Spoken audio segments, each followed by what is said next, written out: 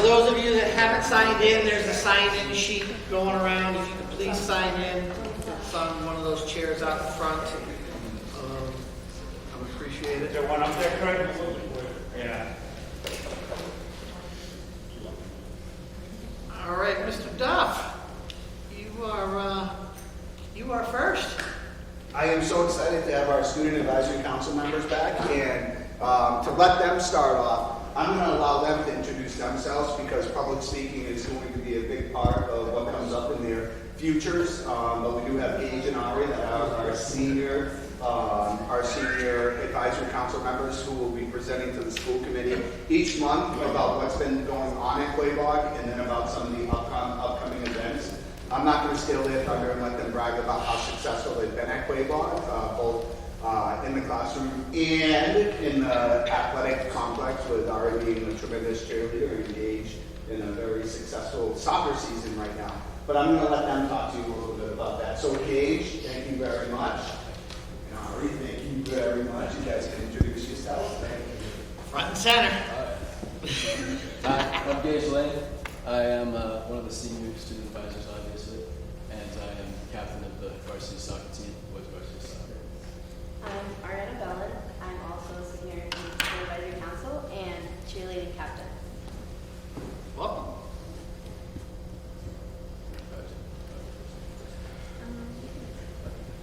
So just recently we got the scoreboard and athletic complex upgrade. Our custodial team put up the new scoreboard on the stadium fields. Sorry. This is made possible by an earmark sponsored by the Representative Smola. To complete this, on Saturday, October 29th, our Student Advisory Council will be repainting the press box.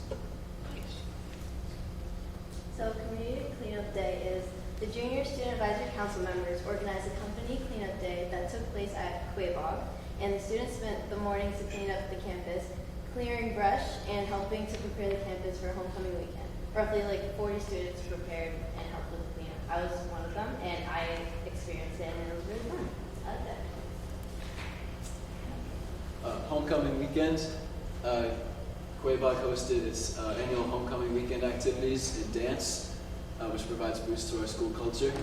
Throughout the week, the student council hosted spirit days. The weekend concluded with the homecoming dance that took place in the gymnasium instead of outside like we originally planned, but it was still good. It was great. And thank you to the student council for making that week a very big success. And congratulations to Chase Boffin and Elizabeth Sado.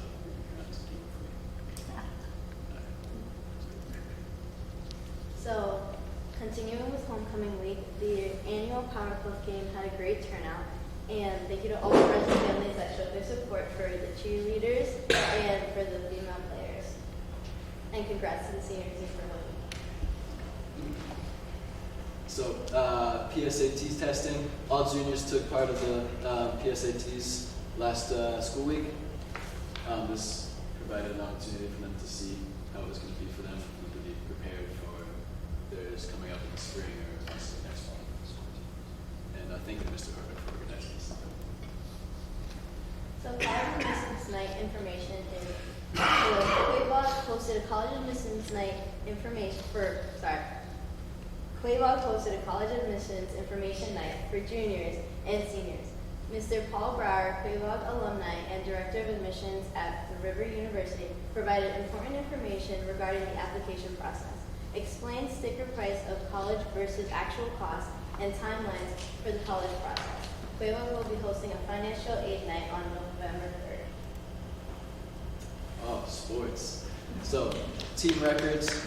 Yeah. Okay. So, team records. I won't go through all of them, but boys varsity soccer, close to my heart. 8-3-1, doing great. Is Football. that a correction? Is that 9-3? Oh yeah, you're right. It is 9-3-1 now. Yep, 9-3-1. Football is 4-1. 5-1. 5-1 now. Girls varsity soccer had a big win today. I was going to say they did pretty good tonight. Very large, very big one. It's like 11-1. 11-1 something. Insane. Oh yeah. Field hockey is doing very well too. 6-5-2. Girls cross country is 3-3, and golf is 9-8. Senior nights, football has theirs on October 28th against Bartlett. boys varsity is at October 25th at 6:30 against Bay Path. Girls varsity soccer is October 19th, this Wednesday, at 6:30 versus Oxford. And field hockey is October 25th versus Bay Path. So the Fire Academy hosted and worked with the wood department to create like a mock house made of wood, and the doors would be able to open and close to demonstrate how a fire would stay inside the house with the doors closed. And this was extremely helpful to our students as they're advancing through the fire curriculum. So upcoming senior events, we have the new electric sign for the front of the building that my class is paying for with the help of previous classes as well. And senior pictures are due on January 1st, and for any questions, just read about that.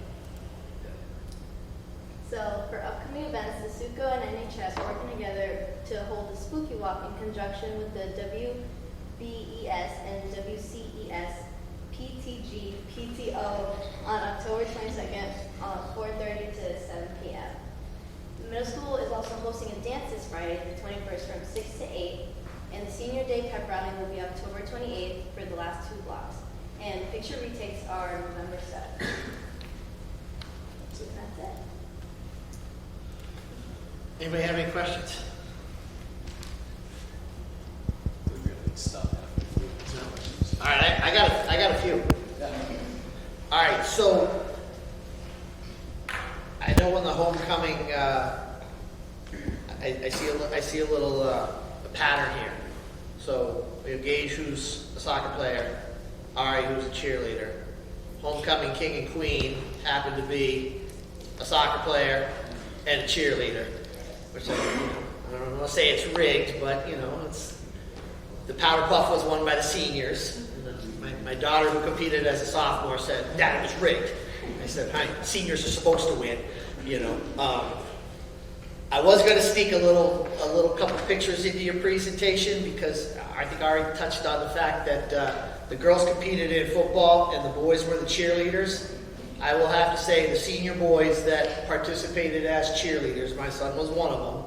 I know Gage was one of them, and a few of the other soccer boys were.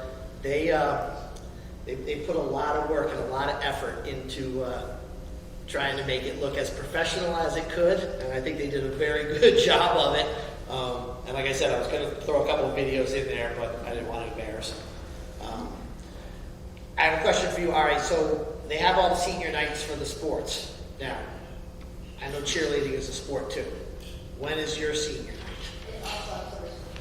So it's going to be with the football team? Okay, all right. So just so everybody knows about that. All right, anybody else? So my last 2 questions are, where are you guys looking at schools? Have you started yet? I have started. I'm almost done with my comment. I'm looking at WPI right now. I think that's probably my top one. And then I have EU as like a bridge school for me. And then I'm thinking UMass Amherst. Those work out. Excellent. Are you made a decision yet? My plan, I'm thinking for doing 2 years at Quincy, and then afterwards transferring to Liberty University in Virginia. Nice. Major in psychology. So I'm trying. I'm thinking mechanical engineering. Or maybe physical therapy. We'll see. Excellent. All right. Well, I know you guys probably have a little homework to do, so you guys are more than welcome to sit and listen to the rest of the fun activities that we have planned for tonight, or you can go home and do some studying and have dinner and all that stuff. So, thank you guys.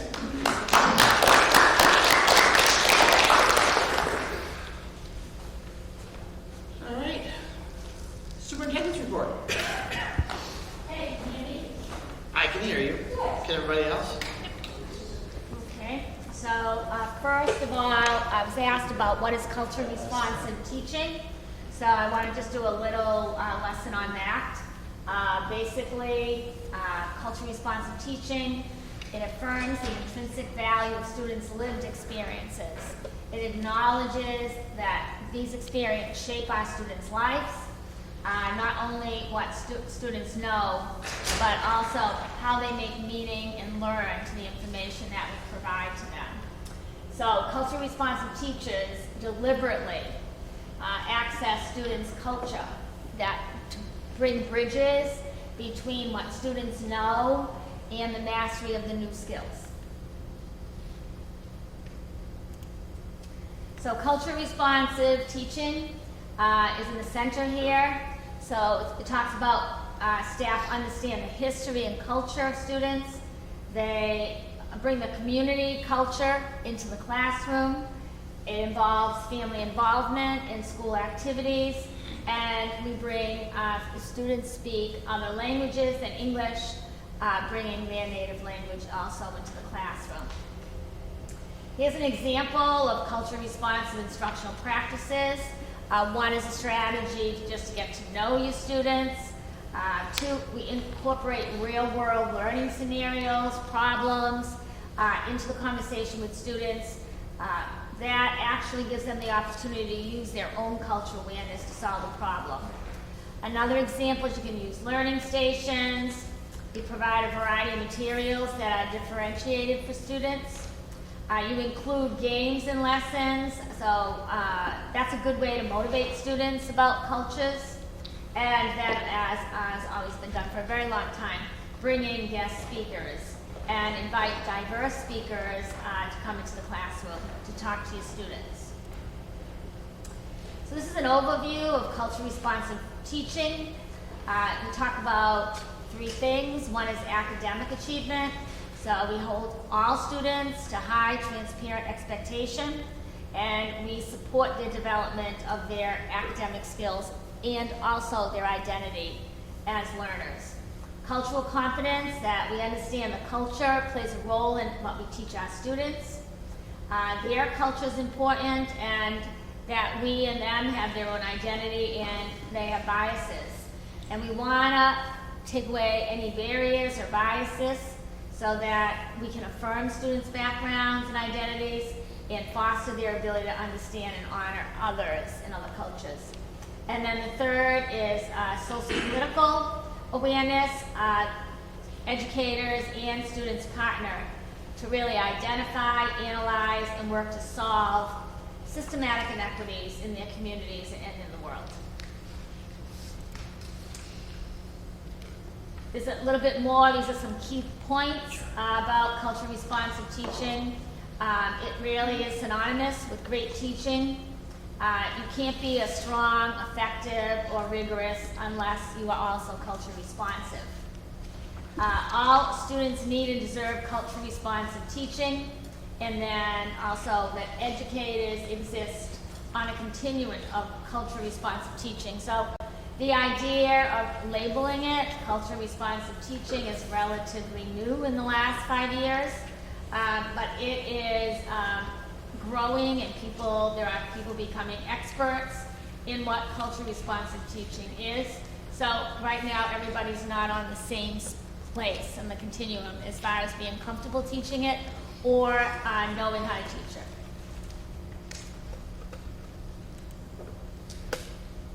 And this is educators do a combination of adaptive and technical work to engage in culturally responsive teaching. So we need to help our educators to build technical skills, such as the ability to identify and enact teacher moves that culturally responsive teaching. Teachers can only teach in culturally responsive ways if they're also doing the adaptive work. So they're engaging in ongoing learning and self-reflection to confront their own biases, racism, and develop asset-based anti-racist mindsets. So there is a guide that is put out by DESE. It is called Culture Responsive Teaching, and I also included with you the other DESE guides that are available. So that is a short synopsis of what it means to be culture responsive. I don't know if anybody has any questions on it. Yes. I just have a quick question. Forgive me, my voice is not great tonight.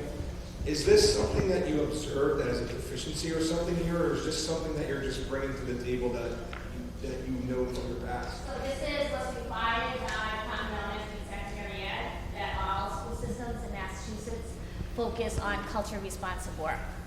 So I don't think it's a... As of when was that? Well, they started 2 years ago that it was required. So I don't think it's a deficit here. I think it's just a way of making sure that we don't have any biases. The biases doesn't have to be race, as I said before. The bias could be, can all special education students be expected to learn from the regular curriculum?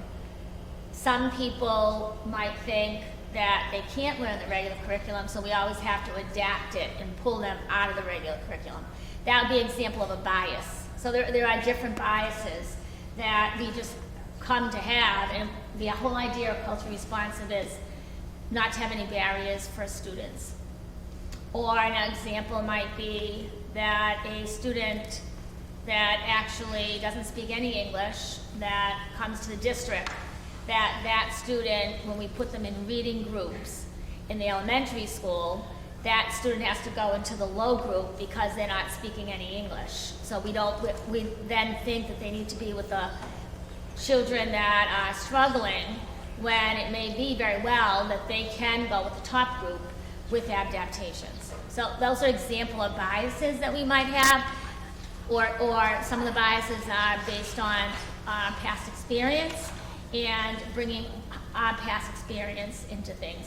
For example, I happened to go into the elementary library and I picked 2 books out just to see what, look at the books.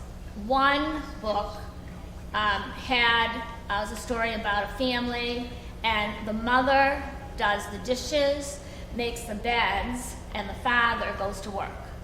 Right? So now that book really isn't one that we can have in the library anymore, because that's setting up ideas in kids' head about what is the role of the woman and the role of the man. And on top of it, there are other choices there. You might have a non-binary. So there's an example of always looking at the material we give students to make sure that we're not setting up biases with them. But I don't understand how, like in that book example, how that's a problem.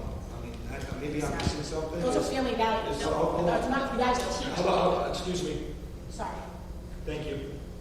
Like that was just a very random sample, and then we don't know if there's other books that have other things. And just because one example doesn't mean it's wrong either. So those are the type of things that I need to get more information about, because I don't. You say that again, that doesn't mean that it's Oh, like you said, you chose 2 books and just happened to be this one example. We don't know if there's other examples of other types there already. So that seems to me, like that example seems a little premature to me. And also, just because it's one example, maybe I'm missing something, is that doesn't seem that's right or wrong. We just have to be, the question seems to be is making sure that we would show options, not necessarily say what's bad. But it's not right or wrong, but it's limiting what kids may think about those roles. So you'd have to make sure that that book was from 1985, by the way, that was in that library. So you'd have to make sure that you would also have a conversation with kids, that there are other models of how families are. That's an example. That was a very specific example about that family. We're not saying it's bad or good. We're saying that then as a teacher, we would then have to bring in that there are other models of families too. So that's the point of culture responsive work. Yes? Will there be, professional development offered for teachers in the upcoming year, helping to kind of make them aware of their cultural biases, or preparing or getting started on some of this work? So this year, a lot of the work in the elementary school is really on the reading curriculum. But the reading curriculum that you have is made to be, it is a culturally responsive curriculum. So it's going to actually be happening through the work that they're doing. The curriculum that was purchased is noted wonders, it is already, any curriculum you buy now is always going to be culturally responsive. Because that's, DESE has a place of, what would you call it, it's a clearinghouse that only approves certain materials, and they don't approve any materials that are not culturally responsive now. And we have to only use DESE approved materials. So whatever we get are going to be culturally responsive. Okay, thank you. Any other questions? All right. lay the MCAS data on us. Okay, so we did So wait, receive. before we do that, so I do know this is just an overview of the district. Yes. Next month, the principals are gonna be doing the school-based data, so this will just be the district-wide. So this is small for you, right? It's an eye chart. Yeah, we can't read it. But I can send it to all of you. That's fine. You do have to, but, so I'll just do a review of it. Basically, we're meeting or exceeding expectations, then there's exceeding, then meeting, then partially meeting, not meeting. And that's the one you want to be really careful about. So the district, in meeting or exceeding expectations in English language art for grade 3 was 32% and the state was 44%. So a little below in grade 3, English language arts. As far as math goes, again, the district was 33 and the state was 41. For 4th grade, the district was 39% and the state was 38%, so you're 1% higher. For mathematics in grade 4, we were also higher, 45% meter exceeding and 42% was the state. For 5th grade, 27%, this was a concerning one, just for the meter exceeding, is 5th grade 27% met or exceeded, and 41 was the state. But remember, those 5th graders were in 3rd grade, right, when the pandemic happened. So we have to look at these still knowing the effect of the pandemic and, you know, where kids are at and then moving them from there. 5th grade math, again, these students were in 3rd grade when the pandemic happened, 18% meet or exceed at Quaboag, and the state is 36%, so it's half. For 5th grade science, it's 37% for the district and 43% for the state. For 6th grade English language arts, it's 37% for the district and close, 41 for the state. 6th grade math was a high point, 58% for the district and 42 for the state. English language arts in grade 7, exactly the same. The state and the district were both at 41%.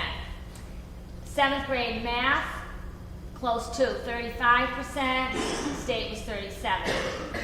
8th grade, English language arts was another good story, 46% versus 42 at the state. Mathematics in 8th grade was a little bit of a concern, 30% for the district and 36% for the state. Science and technology in 8th grade was higher in the state, 47%, in the state 42%. And in grade 10, English language arts was 66%. That was a very high point versus the state at 58%. So 10th grade English. 10th grade math, the same as the state. Science and technology, grade 10, 43 for the district and 47 for the state. In 3 to 8, if we clump them, meeting or exceeding is 38% for Quaboag and 41 for the state in English language arts. 3 to 8 math is 37% for the district and 39% for the state.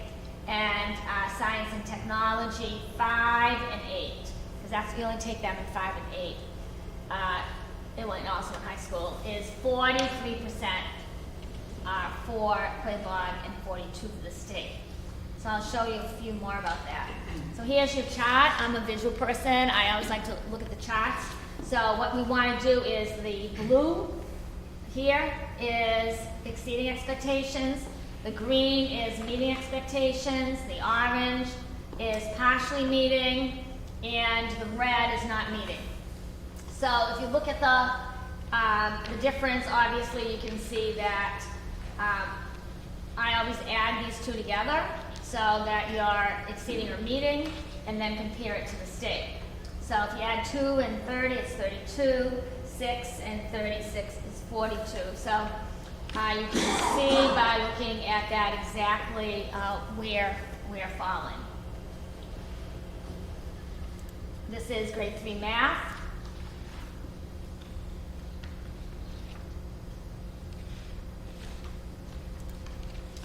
This is grade 4 English. So if you look at not meeting, that's the red. Those are the students that we really need to work on to see what skills they have not got and then what kind of support can we give them. So if you look at the red here, you can see that, it's a difference of 3%. Okay, here's grade 4 math. And again, this side here is Quaboag and this side is the state. Tell me if I'm going too fast through these. This is grade 5 ELA.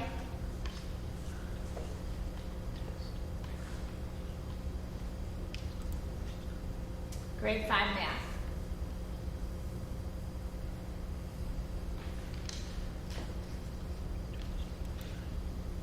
This is grade 5 science. And the feeling is only 1% here between the state and Quaboag. This is grade 6 ELA. Grade 6 math.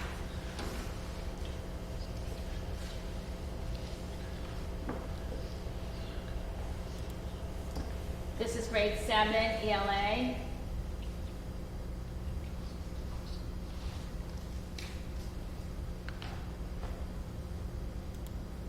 Grade 7 math.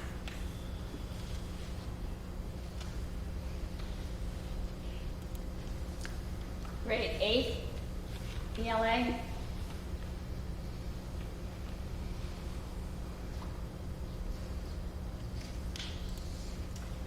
And grade 8 math. As you can see, grade 8 math, we have less failures here than the state did. And grade 8 science. And again, the state had 18% and we had 7. Now this is 3 to 8 ELA. And we have exactly the same number of failures here as the state. This is grades 3 through 8 math. And the state has 17% failures and Quaboag has 13.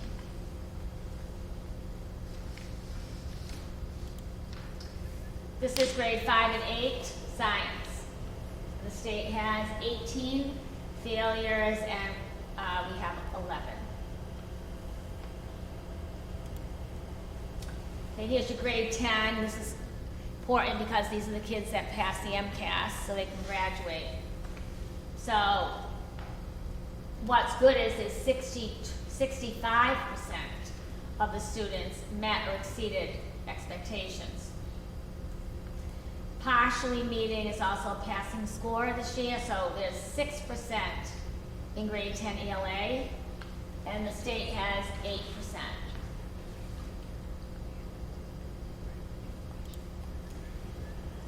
Grade 10 math.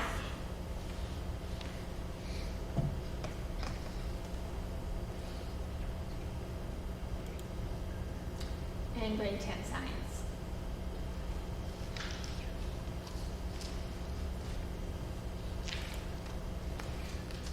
So this is what the official accountability report will look like. Parents will be receiving a report for each of their own children as soon as we get them from the state, which we have not received from the state yet. So right here you can see the 2019, let me see if I can make it.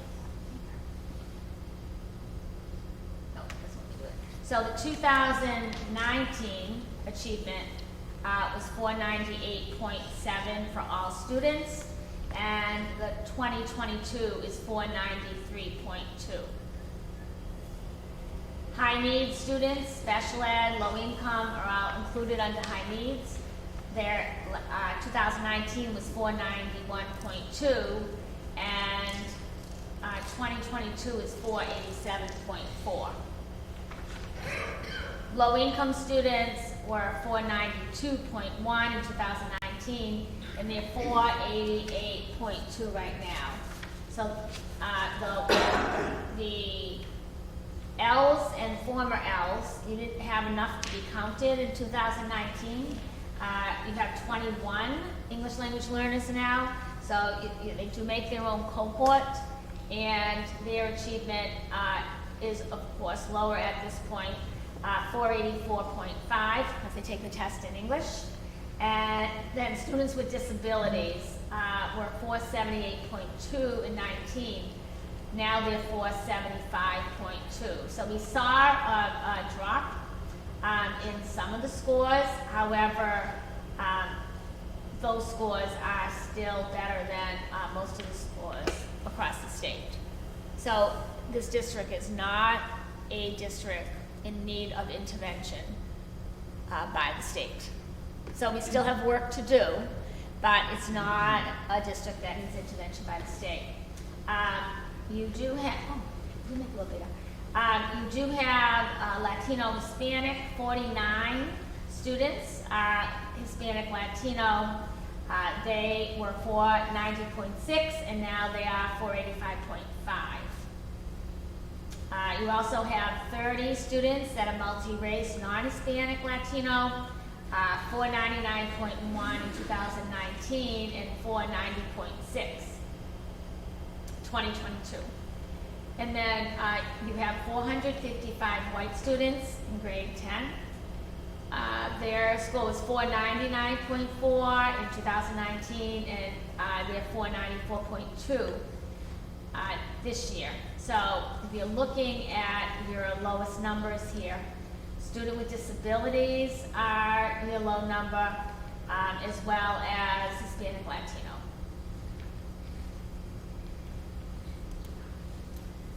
This is the composite score.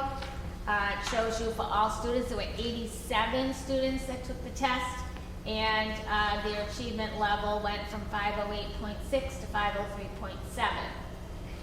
The high needs went from 498.8 to 496.5, small drops. Low income went from 500.6 to 497.8.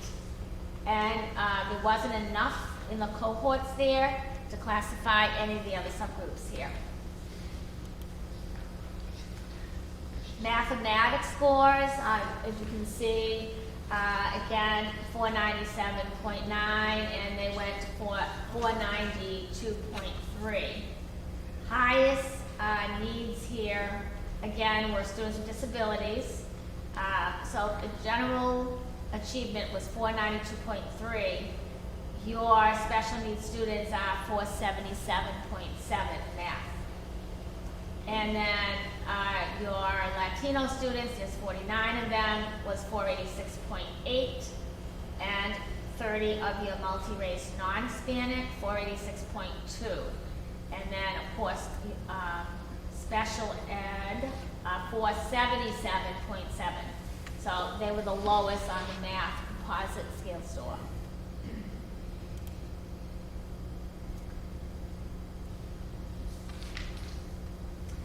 This is the math achievement for the high school. So in 2019, it was 499.4. It is now 499.7. So there was an increase in math in the high school. High needs went up to 490 to 494. There were 41 of those, and low income also increased from 490 to 495. There were 36.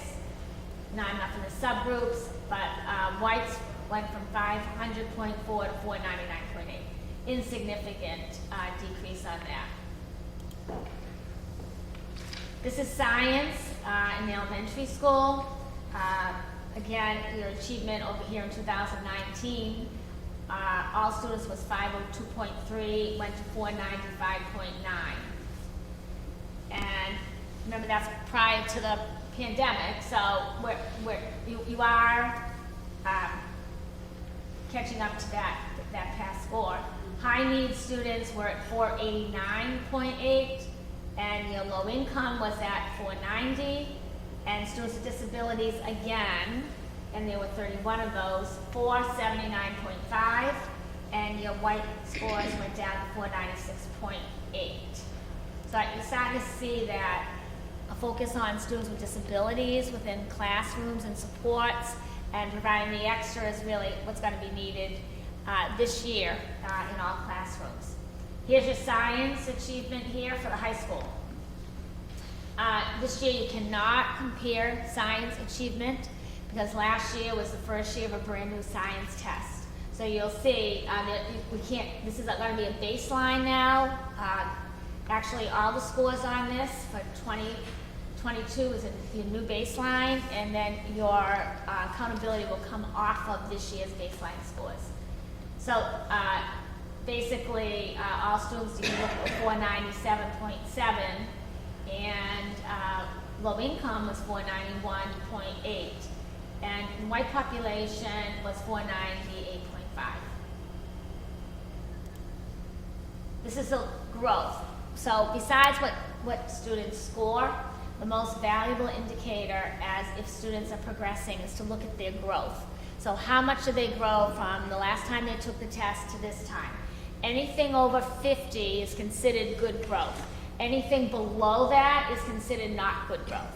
So if you look at over here, all students in the elementary school made a 51.7 growth.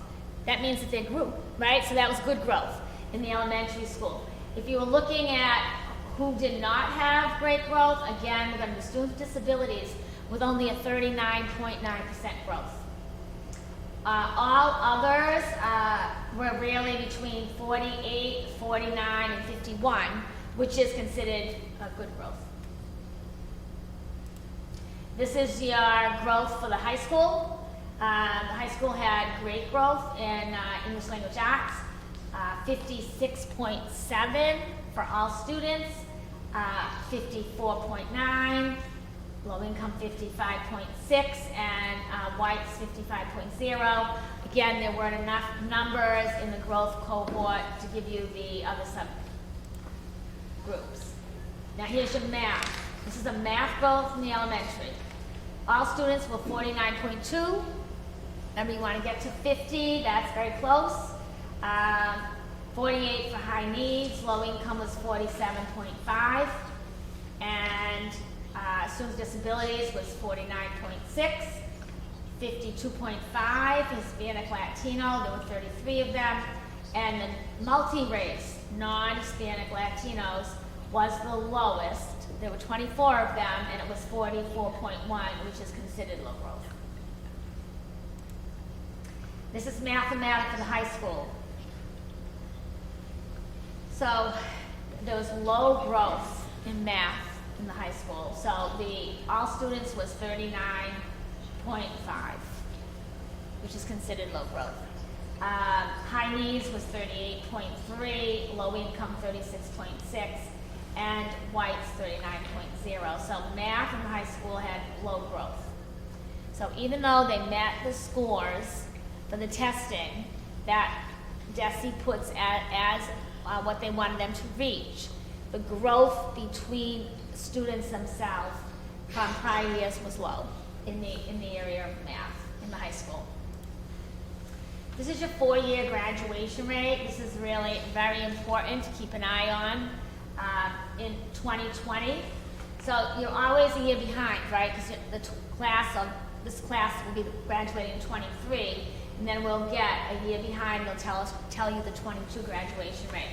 So in 2020, 92.5% of the students graduated from high school, 4-year graduation rate. The 21 rate was 90.7.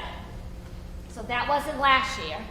Remember, that is the year when we were still coming out of the pandemic and COVID. It was 20.7. We're talking about 97 students here. The high need students, only 84.3 graduated. and special ed was 81.3. The others didn't have enough seniors in that group, and white was 93.4. So all students was 90.7. And this is called the extended graduation rate. You want this to stay right around 94, 95, and you can see that all students was 94%. High needs down to 91.2. And this is the dropout rate, so usually you look at your graduation rate and your dropout rate.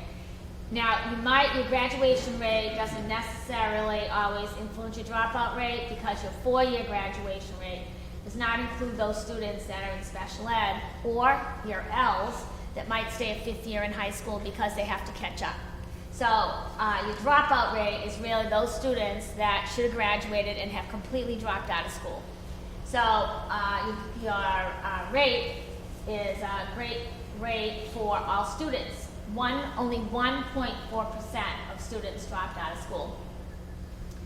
As you go down the chart, there is concern when you get to Hispanic Latino, where 4.3% dropped out of school. There are only 23 of them, but still 4.3 compared to your all-student rate of 1.4 is something that we need to work on. And also your low-income rate of 3.3, and that was 123 students included in that.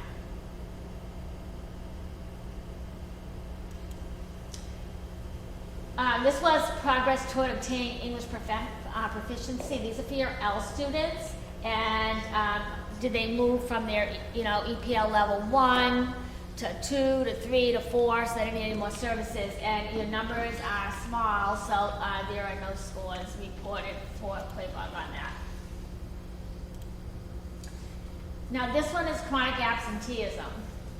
As you know, they changed, so we can't compare them because in 2019, if you miss 10% of days of school, and in 2022, if you miss 20% of days of school. So they changed the chronic absentee rate for one reason, because of COVID and kids were being sent home. If they were a close contact or if they were sick, they had to stay home. So all students were at 4.0 or 20% of school. The students that have the most absenteeism, and that's how I would look at this chart, is your Ls and former Ls, your low-income students, and your multi-race, non-Hispanic students.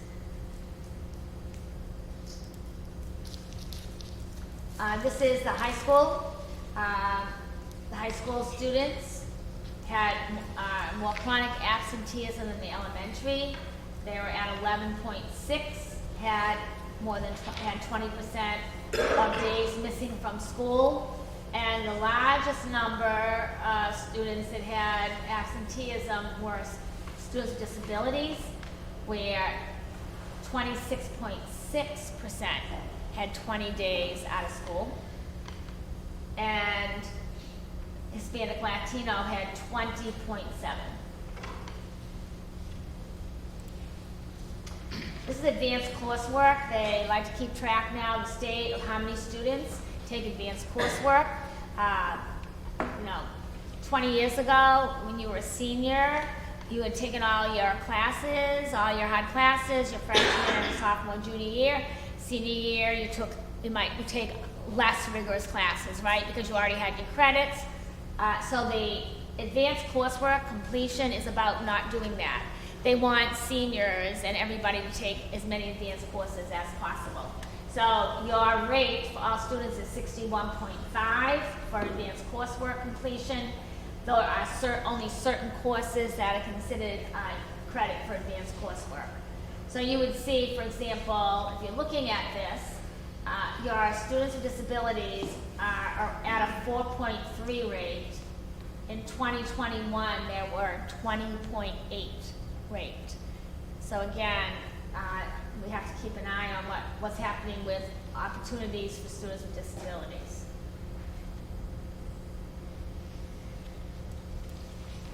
And that's it for MCAS. There's a lot here. When the principals give you their explanation, the next meeting, they're going to actually show you an item analysis of where every school sits, bases the state score on individual item analysis of all the test questions. So you'll get more information. Yes? So when the principals present to us next meeting, besides sharing the data that you're referring to, will they also be talking about corrective action? Yes. How we can fill some of these gaps? How can we accelerate the learning that some of the kids suffered from a result of the pandemic? Okay. Yes. That'll be part of, so they're in data teams with their staff, and they're looking at that, and so the way the state looks at it is that we need to do acceleration plans. We don't put a kid, for example, a student that maybe didn't go online in, say, second grade, we just never saw them, but they were online, but we couldn't assess what they were doing. Now they're in third grade. We wouldn't say, oh, you didn't learn those second grade skills, we're gonna put you back in second grade.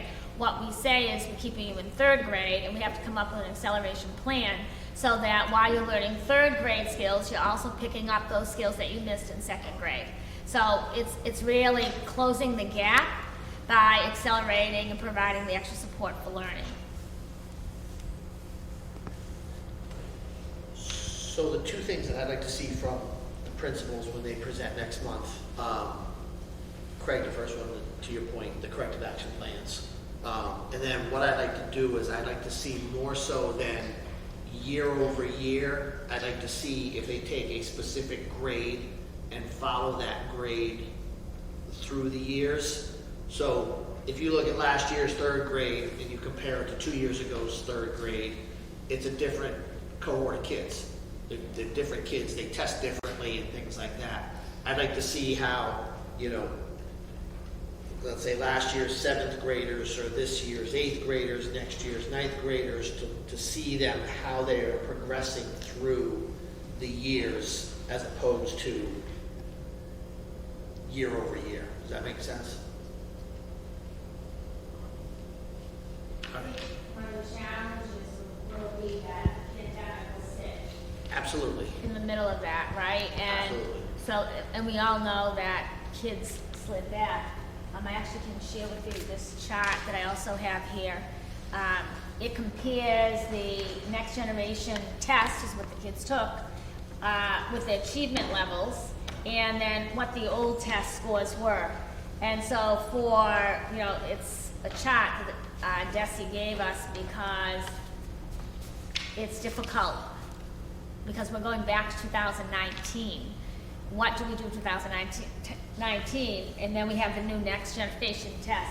So some of it is hard, like especially in the science, there's a totally different test now to go back that far. I think actually what you're saying is going to be really important for future years, to say that's why the state is using this year as the baseline. They had to use 2019 as the baseline before because we didn't test 1 year. But now this will be the baseline, and this will be then what we'll use to see how kids are going to progress from here. We also know that the testing is, you know, the parameters of the test have changed. I mean, it's gone from pen and paper to online and computer-based, and that's going to have an effect on grades as they go through it as well. So, all right. Anybody else have any questions? I just want to say that I think we have to also realize that we can't pass only one assessment. Absolutely. That when we look at students, we just don't look at one assessment. This is important to look at because this is how the state is assessing whether it's a district that needs support or intervention or not, right? And so that's why this is important. But what's happening on the school level is that there are other assessments happening with the OneDIS program. There's assessments happening 3 times during the year. You know, assessing and looking at attendance every week and checking to see why students aren't here. Looking at trauma-informed work. all of that coming together and then looking at the child is what you really want to see. Not just MCAS. MCAS 2 is a good way for teachers to look at their practice, because you can look in the item analysis and see what the majority of the kids in that class didn't get. So the teacher gets their own results of what they taught, how many kids in their class got it and how many didn't. So it informs their practice on maybe next time they teach it, we need to go into this a little bit deeper. And this part everybody got, I'm not going to change my practice for that. I think we all get that. I mean, it's a snapshot in time. Yes. It's, you know, how they test on that specific day. So. Okay. Any more questions on MCAS? Yeah. So how it works with superintendents in the evaluation process is that it's a 2-year evaluation process. So the first year you have a mid-term evaluation, and then the second you have your final.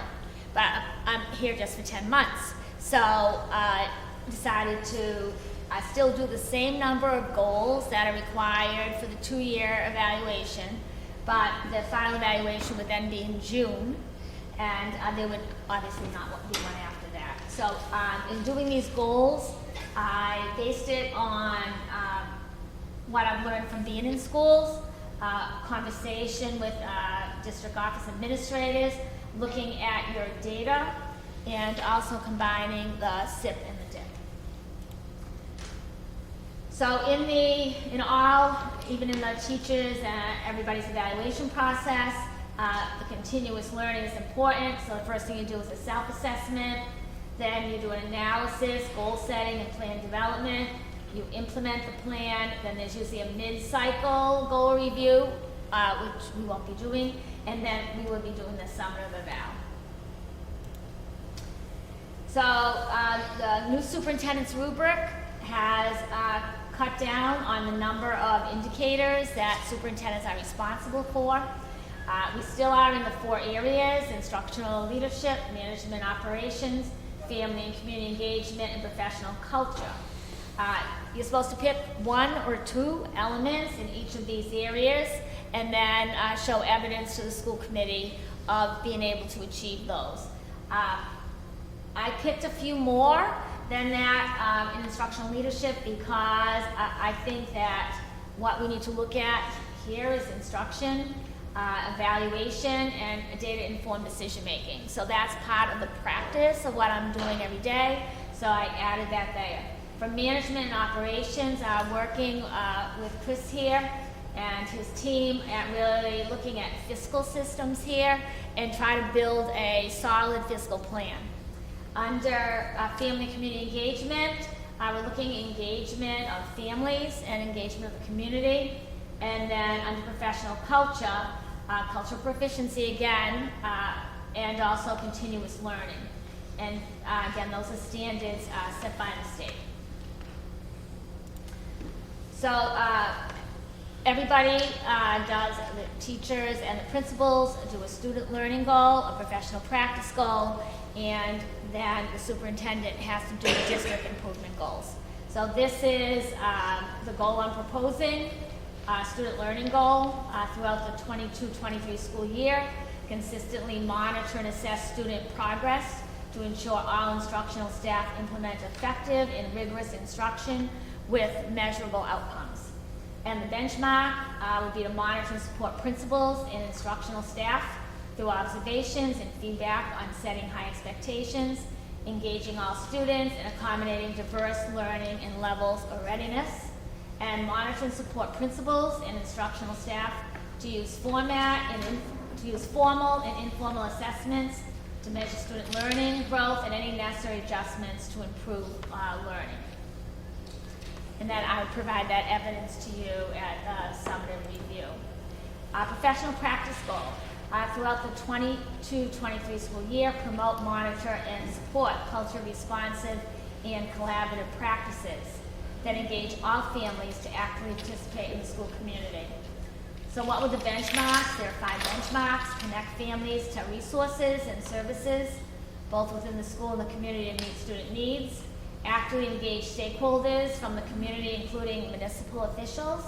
And we had that meeting last time where the municipal officials wanted to be more included. And business leaders to provide resources and services, attend a minimum of 6 school and community events, support and monitor administrator, two-way culturally responsive communication to families, and address family concerns with effective and efficient responsiveness. This is the district improvement goal 1. By June 2023, provide effective and timely supervision and evaluation of all staff in alignment with state regulations and contract provisions. Benchmark would be to support all administrators in developing SMART goals aligned to district priorities, guide, support, and monitor all administrators to ensure they observe and provide useful feedback to staff, and provide feedback to administrators on effective leadership practices. District goal number 2, by April 2023, develop a budget with the district finance office that allocates and manages expenditures consistent with district, school level goals, and available resources. Benchmark would be to effectively communicate budget rationale to staff, community members, municipal stakeholders, and the school committee. Provide regular updates on the budget throughout the 22-23 school year to the school committee, and identify alternative funding resources as needed. Okay, this is what the final summative evaluation form looks like. Hold on, let me just change this 1 second. So what is important here is that your goals have to also connect with your focus indicators. So my student learning goal has to also intersect with the focus indicators that I just showed you on those 4 areas. So under student learning goal, it connects to the focus indicator, for example, instruction, evaluation, data-informed decision-making, and continuous learning. So you can match up all of those again over here, and the description of each of those are there.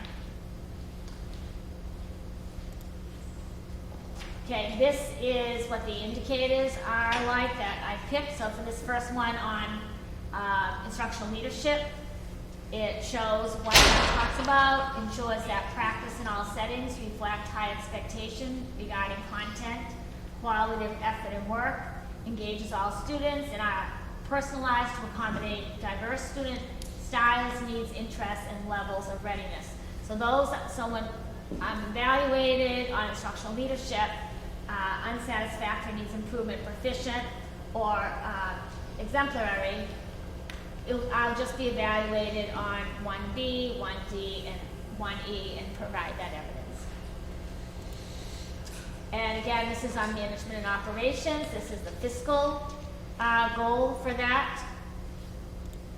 This is on our family and community, under engagement.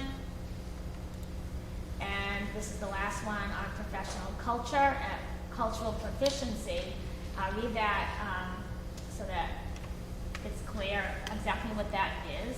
So it ensures that policies and practices enable staff members and students to interact effectively in a culturally diverse environment in which students' backgrounds, identities, strengths, and challenges are respected. And then continuous learning, develop and nurture a culture in which staff members are reflective about their own practice, use student data, use current research, use best practices to continuously adapt practice and achieve improved results. And then this says, I did not send Mark Estrella the agenda because I didn't want him to see this. He asked me today, where's my agenda? Why didn't I get it? So the reason he didn't get it is that our school committee had asked that he get special thanks from the school committee and also from the Quaboag community to you, Mark, and also Taylor Hibbler for assembling the new school board for us. So I'll give a round of applause to you for that.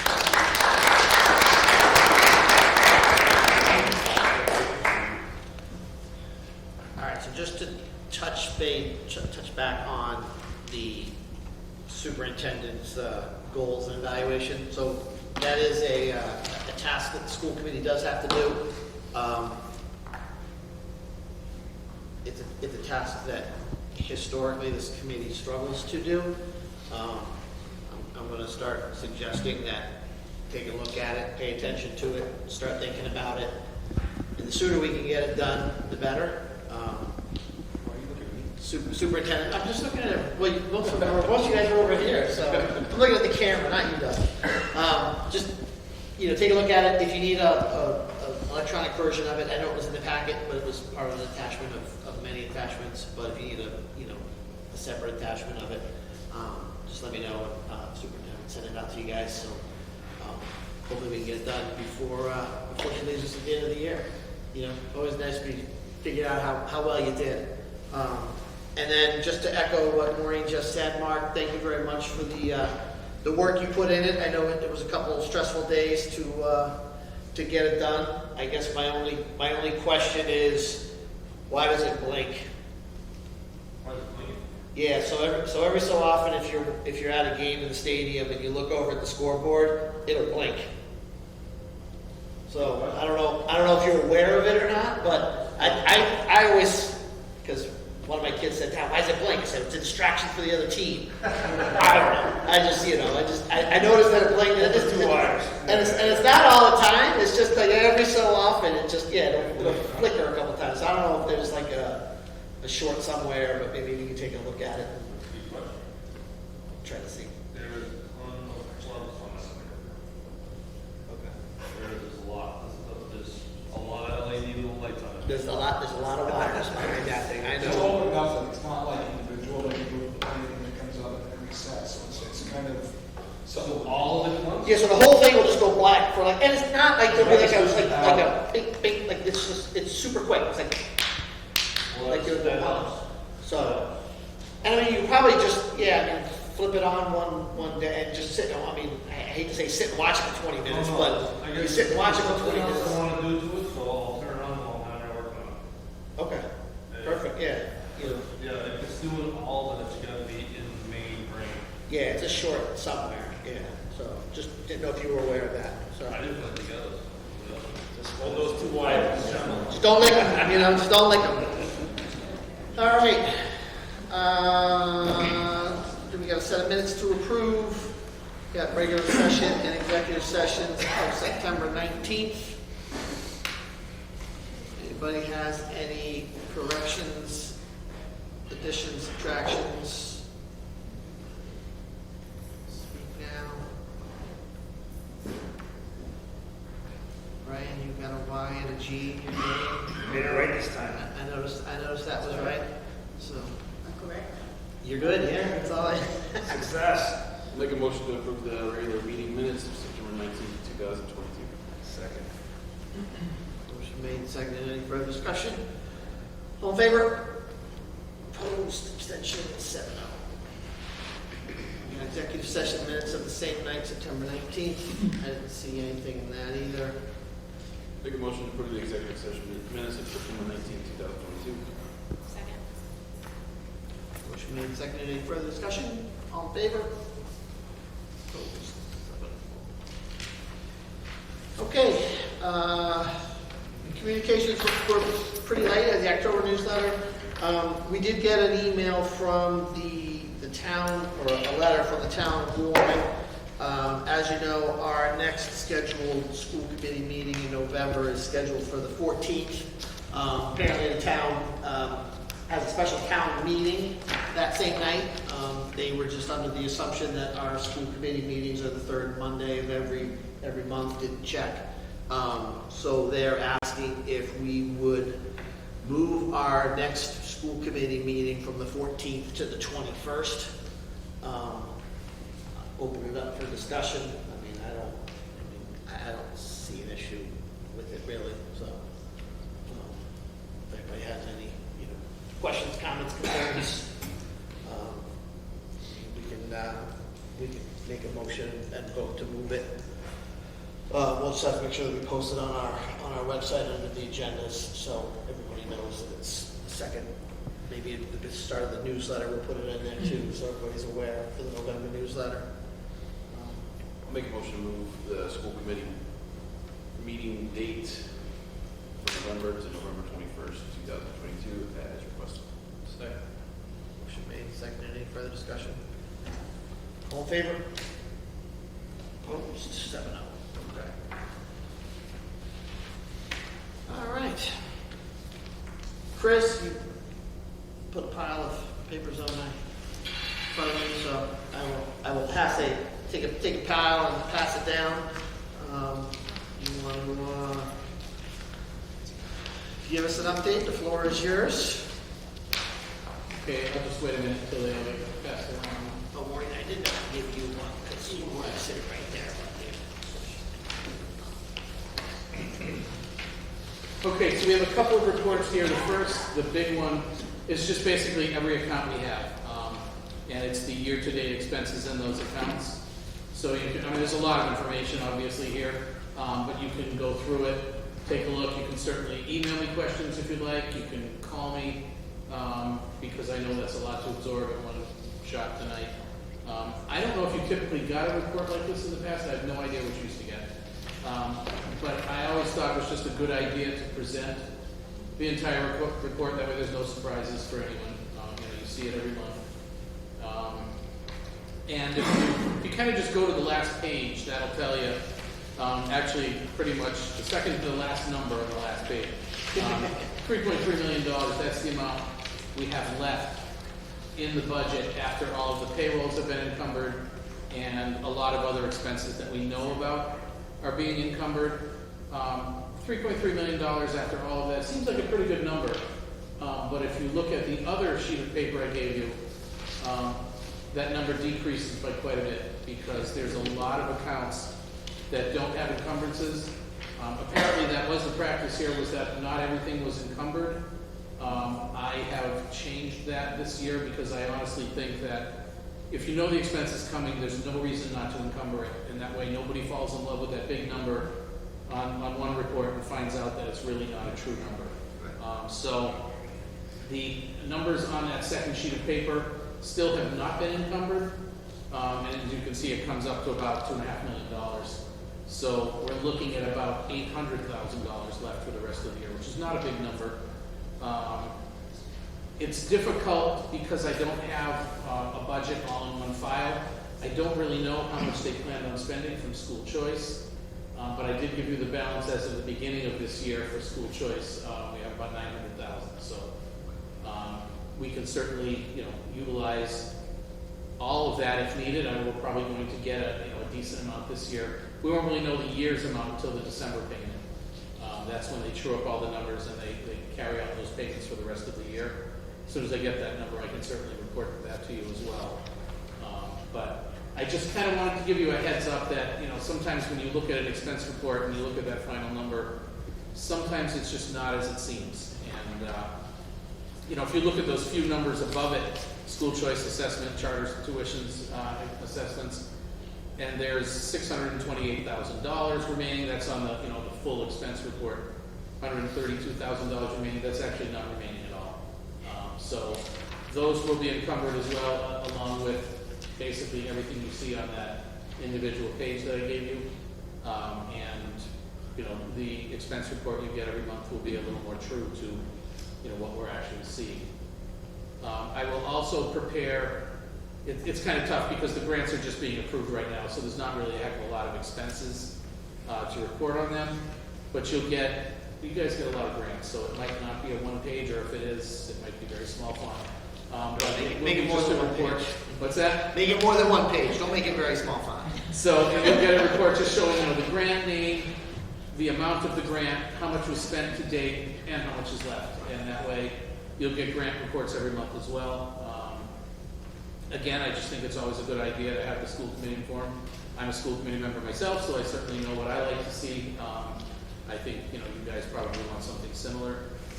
So that's pretty much what I planned on giving on a monthly basis. I don't know if you prefer anything different.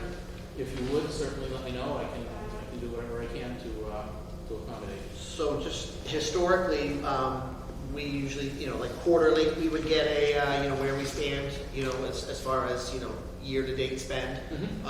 Monthly is fine. Jay, I don't know, you're the budget chair, so. No, actually, it's, I like this. I think if you add that kind of a dashboard type of report, I think it's very big. I think it goes along with what we've done in the past, where we've had the special ed updates monthly. And so, because that's always something we like to track because of how big of an impact it can have, as well as we're doing the CEP stuff update, which has been positive for the last 2 years. So, the only thing I would add to this would be, which I think just goes without saying, if something that month was excessive or unplanned and Sure. then that would be a discussion item anyway, but that's pretty much it. Or anytime you feel something's not going the path as we thought we were going to go through, with the idea that when we get to budget season, we can start planning and making adjustments for it for next year. Sure. And as we all know, we're rapidly approaching budget season. So we'll put this on the agenda. So if you want to provide a little more, current one as we get closer to the next budget subcommittee meeting, Sure. We'll start going through that. Andrew, I have a question too, if you don't mind. Yeah. Do you have any, and I think we forgot to ask at the budget, or if I missed it, do you have any update what happened with the electric contract? We did sign it. It actually dropped a little bit from, and I was sick at the last meeting when Mark was here and presented it. And it actually dropped a little bit the next day, so we jumped on it. The natural gas also dropped. I just signed that one last week, actually. We actually utilized a different broker for both the electricity and the natural gas. Typically, we were going through CES. French River or something like that. And the collaborative in West Springfield that I've always used for the Western Mass schools, when I got the pricing for them, they were lower on each one. And I know CES called me last week and said, hey, we just got notice you're going with a different broker for the gas. And I said, yeah, they're consistently Gave us a lower better price rate. than you. And they said, well, I'll make sure everything's included. I said, everything is, so that's really, unfortunately, there's no alliance to anybody. It's the dollar. And we were able to save on both going with the collaborative versus CES, so we did. Great. The oil is another story altogether. That's a scary one right now. We have to go with CES for that. The collaborative cannot give us oil pricing because we're out of their area, and for some reason they can do electricity and gas, but not oil. So we'll be going with them, and we'll see what happens with the pricing. Just keep your fingers crossed, everyone. That's all I can say. So if you could just provide the budget subcommittee with whatever that current rate is for the next meeting, I appreciate it. I was commenting down here, heating fuel, 290,000. How you see that big? That's ballpark. Well, that's what was budgeted, Okay. and there's been nothing spent. Based on current pricing, I'm under the assumption that everything that is budgeted will be spent. Yeah. So, Let's look for more weather. Hopefully, yeah. All right. Any other questions? If anybody thinks of anything that they want to see on this or a little more detail from the budget subcommittee, let Jay know. Yes, please. And he'll take care of it. All right. Thanks, Chris. All right, subcommittee updates. Budget. All right. Mr. Morgan, I don't know if you were at the budget subcommittee. I started, but I left because there was a game. Okay.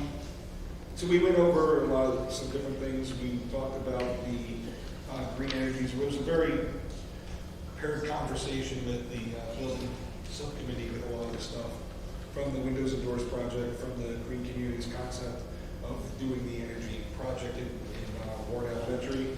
We did discuss a little bit of the sewer bills that were coming in. We talked about we're going to have to start looking at the capital improvement plan. We got the TMS update, and we talked a little bit about the collaborative that's been going on. Pretty much was pretty quick meeting.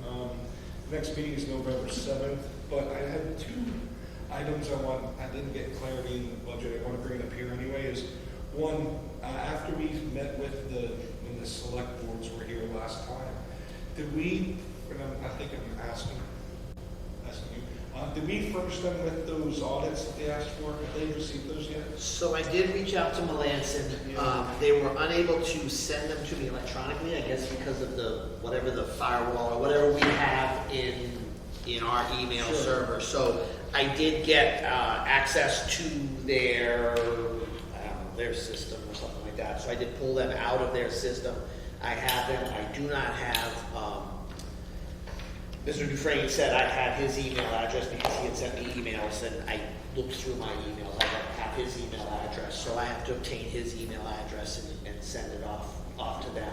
Okay. So, but I do have the last 3 years All right, to cool. send. So you can send that off to them. So- Then my other question is, have we received any of the 2 items that they were supposed to provide us? No, that was Either gonna be the minutes and from the conversation when Brett made statements, and 2, the list of items to discuss at the meeting, because without the list of items to discuss at the meeting, we can't have a meeting. Correct.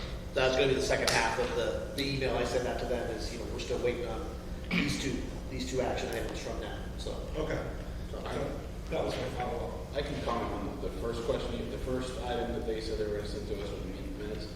I went back and watched 4 months worth of meetings. It's not there. Based on what they had online, the YouTube Yeah, stuff. yeah.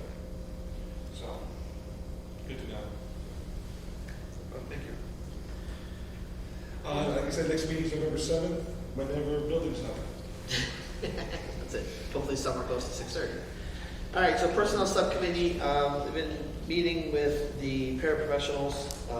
We actually have another meeting scheduled for Wednesday, October 19th at 7 p.m. As we get closer to finalizing that, we will provide an update in executive session. Did receive an email last week from the QEA. They want to get put on the radar to start negotiations if their contract expires at the end of this current school year. So we're just trying to pick some dates to start. We told them we wanted to finish with the paraprofessionals first. So we're going to finish with the paraprofessionals before we start with the QEA. But they're on the radar, so that's a good thing. So, policy, Greg's not here. I don't believe we've had a policy meeting in quite some time. I don't believe there's one scheduled for quite some time. Building, Mr. Burgess. Yeah, so the building subcommittee met on October 3rd. It was a very busy meeting. We talked about the Quaboag Stadium upgrade. I'll also, on behalf of the subcommittee, thank Mr. Estrella and Talon for their efforts. I also want to recognize Mark had also got some people in the community to donate a lift to help with the installation. It's obviously a very large, very heavy scoreboard, so thank those individuals. Mark, on behalf of the school, please. That's a huge savings for not only Mark installing it, but also just being given a lift. That's a lot of money that's saved by the generosity of many people. We talked about the security cameras. They were back ordered, but my understanding is they are forthcoming shortly. This tennis courts, as you notice, have been repainted. The concession stand was repaired. Thanks again, Mark, for repairing the broken window. We talked about the gym doors. In the gym was the installation of new doors. Again, thank the community member who helped with the installation of those on our behalf. And then we also talked about the MSBA. We'll be resubmitting an MSBA for windows and doors at West Brookville Elementary for their consideration. And we applied for a ventilation and air quality grant. We're waiting to hear back on that. And also we discussed the need to reassess and update our capital improvement plan and do that in conjunction with the two respective towns. Our next meeting is scheduled for November 7th, 6 p.m. 6 p.m., not 7, correct? November 7th, 6 p.m. 6 p.m., okay. Says 7 on the agenda. Okay, so the regional amendment Agreement Amendment Committee met a couple weeks ago. I don't remember the exact date. We started to look at the current regional agreement that we have with the district to include the expansion of North Brookfield possibly joining our district.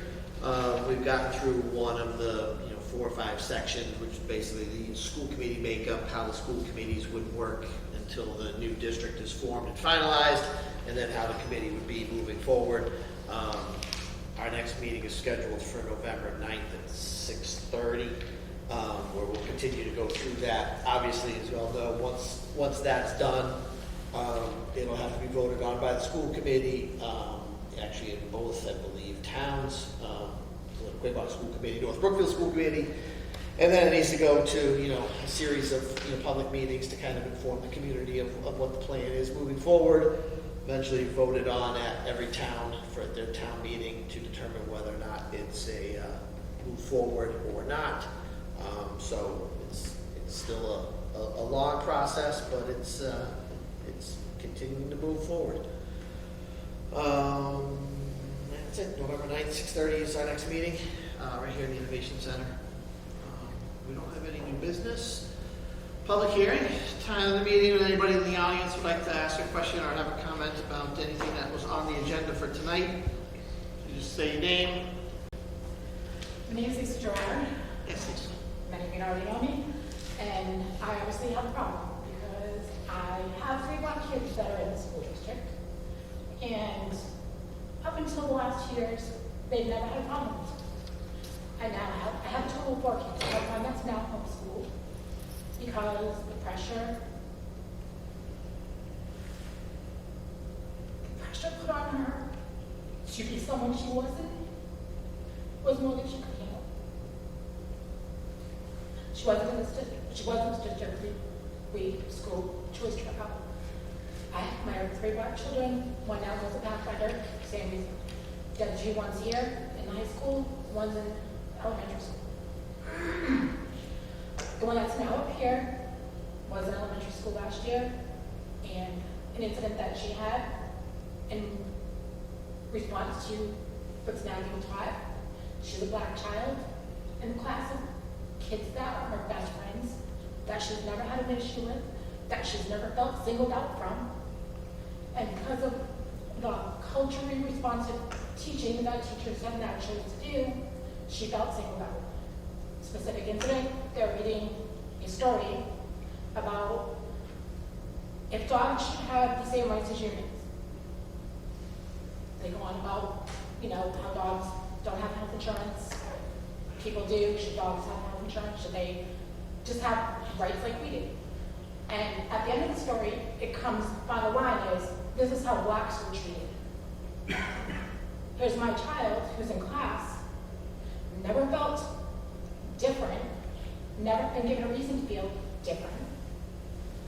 Now she did feel different. She felt that her friends looked at her differently. Because what you guys think is empowering these kids or teaching culture, something that they've never had to experience, whether she will later on in life, she may. She lives in an area where she doesn't have to deal with that right now, nor should she have to. And you guys put her in a place where she doesn't want to go to school. I have one that's in school still, 4th grade. She had begged, always begged, even when she was sick, to go to school. Because of the gender influences and pushes, and in school listening to her friends say, I identify as this, or I identify as this, you should identify as this. Like, she literally was so torn. One of the school committee members, the one who just left, she worked in school, she's fired. She said, Kaylin's acting different. What's going on? My husband wants to pull her out now because she is so affected by all of the gender, I don't even know what you want to call it at this point. These kids should not have to deal with this. If they want to be who they want to be, we have no problem with anybody doing it. My daughter's best friend, one identifies as non-binary. Her other best friend is gay. No problems. We don't care. Be who you want to be. But you guys pushing this on these kids is, and you are pushing it, These kids can come out and be what they want. They're so confused. At second grade, they're getting a survey on how they should identify and telling them, we don't have to tell your parents. When my child walked into a store and says to her friend, who was Aaron, now identifies as Adam, and the dad doesn't know because in school that's how they've been taught. And the dad gets mad now at the child and saying, why are they calling you Adam, Aaron? Because he doesn't know, because they were told in school, it's okay. You can do what you want here. You're not doing these kids any favors. You're not. Because kids are not discriminatory. You're making them be that way. They're becoming so out of control in school, they don't want to be in school. My fourth grader literally doesn't want to go to school.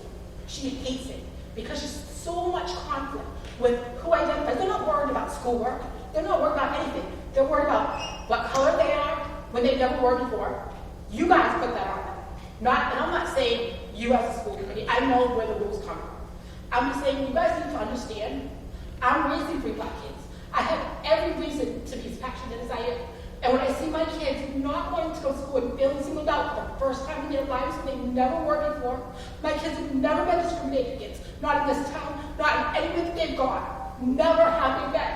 And I'm not saying that they won't, but I've taught my kids that they can be whoever they want to be. There's always going to be people that are bad. There are always going to be people that tell you no. It doesn't matter what color your skin is because of that. You can do what you want to do. Nobody can hold you down. And when you teach them that they're victims, guess what? They think they're victims. I have a 14-year-old that's at Pathfinder, and thank God I got her out because she was going down that path. She was thinking, I can't do anything. And I said to her, has anyone ever told you, has any other person that's been around you discriminated against you, ever told you you can't do what you want to do? She's like, no, then why do you think this way? Because she's been taught to think this way. Books she was reading in school that I wasn't paying attention to, that I am now. I'm just telling you guys, pay attention. I'm not being a bitch. I'm just telling you what I've experienced raising 3 black kids in the school district that they loved. And now they're all going out of this district. And they're going out of every district. Except 15-year-old is now homeschooled because she just couldn't take the anxiety of all of this being in school and there being constant conflict, and that in class she felt if she expressed who she was. And as a straight girl, mind you, her friends like, well, you hang with this one who's non-binary, you hang with this one who's gay, so you must identify as something else. You must not be straight. That's not okay. And that's something that you all need to think of. That these kids are under way more pressure than ever. There's a reason there's more shootings every day. There's more bullying than's ever gone on before. It's not because it wasn't there before, it's because it's worse now. That's all these kids get. I'm just telling you, pay attention to what you're teaching these kids. Any other? Yes, Dory Yehoda from West Brookfield. I'm a grandmother. I have several children in the school. I have 2 in the high school here. I have one that is out of district now from the high school, and she's in another town. I also have one that I pulled out of this school for the exact same reasons Lisa was speaking of. She is now in a private school, and after hearing what you just said about pulling a book out of a library that has to do with whether a woman does the dishes and the man works, well, guess what? My husband does the dishes and my husband cooks, okay? I do other things, okay? Every family and every dynamic is different, and it is not up to the teachers to teach that. It is up to the parents. It is their values, the way they're raised, and you are erasing every part of our history while you are following this ridiculous notion that Desi is pushing about discriminating, okay? Everything was about black and Hispanic. Well, what about Italians? What about Germans? What about Polish people? What about Asian people? Because I also have Asian grandchildren, and I'm about to have 2 Ugandan grandchildren, who are going to be born in a few months. Okay, I have a very diverse family. I have gays, I have lesbians in my families, I have friends. The people who are in my family, they don't want to hear any of this. They don't believe in any of it. They don't raise red, they wave the flag red, white, and blue. They don't have a rainbow flag. Because you want to know why? Because they have good family values. And that's what our country should be founded on, is good family values, and everybody and teaching our children to respect one another. We're all unique, we're all different. But my granddaughter's experienced the same exact thing in this school district. That's why she now goes to a private school. She is due to come here in another year to Quaboag, and now I'm not considering sending her here if that's the kind of crap that Desi is gonna keep pushing in our public school system. And there is a big uproar from parents, really tired, okay? Culturally responsive teaching is a method of critical race theory. It's a teaching method. It is reverse racism, and it's a method of how they teach critical race theory and social emotional learning. Teachers need to be, I know there's teachers in here, teachers need to be teaching math, English, science. They're not psychiatrists, they're not therapists. That's what the guidance counselor is for. Yes, they have to deal with some issues, but they should be taking those issues outside of the classroom and sending it to the people who are well-trained. A 6-week course on critical race theory or culturally responsive teaching or social emotional teaching doesn't make a teacher an expert. Every teacher... Nor are teachers biased in any way, shape, or form. You guys assume that, imagine, I'm a white person raising 3 black grandkids. Let me tell you what my kids have come home and said, because I'm white raising 3 black grandkids, that they've learned in school. I don't think that I think our school system, all my children went here.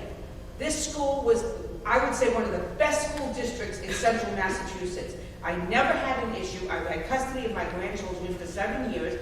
I've never had an issue where they were discriminated against or felt indifferent until all this crap started coming up. And then it started, okay? And it's got to stop. It stops with you guys. You guys as a school committee need to stand up to the state and say, this is ridiculous. We're singling out, you're stereotyping children. You're breaking down things by, oh, well, let's read this. All right, I think we get your point. Well, I love the report on Quaboag, how you guys are trying to what's the word they used? I don't know, I've just never heard it come up as low income, black, Hispanic. Like, I've never heard this, and maybe you've done it privately, but we've never seen that out in public. Like, we don't look at it that way. So my kids would be considered poverty, I guess. this isn't a report. In order to recruit traditional unrepresented populations, including low-income students and students with disabilities, Quaboag Regional School District will use the following key strategies to ensure participation and take the time to build relationships and establish trust among target students: girls, low-income, Hispanic, African Americans, and LGBTQ, and the disabled. Well, what about boys? Where did the boys go? Okay? So how about we all just be equal? Okay? This is just ridiculous. I'm sorry. It's a totally ridiculous notion. And my granddaughter's not coming to public school, the one I have custody of, and I have 2 other ones who have been pulled out of the school district, 2 who now go to the private school, and there are 2 more about to be leaving the school district. All right. Any other questions, comments? All right, so we do have to go into executive session. Greg's not here. Craig, you want to make that motion?